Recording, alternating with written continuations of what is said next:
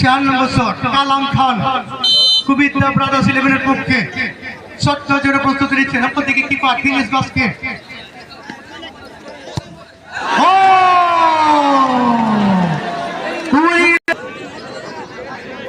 रिमिल सोरेन जा रहे हैं 5 নম্বর শট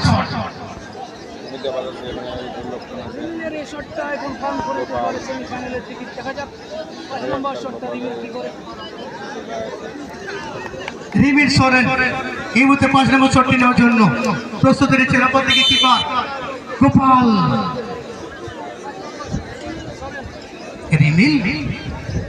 রিমিল চলেছে রিমিল এবং গোল পেয়েছেন সঙ্গে সঙ্গে সায়নদীপ সম্রাট 11 5-3 লাভ করে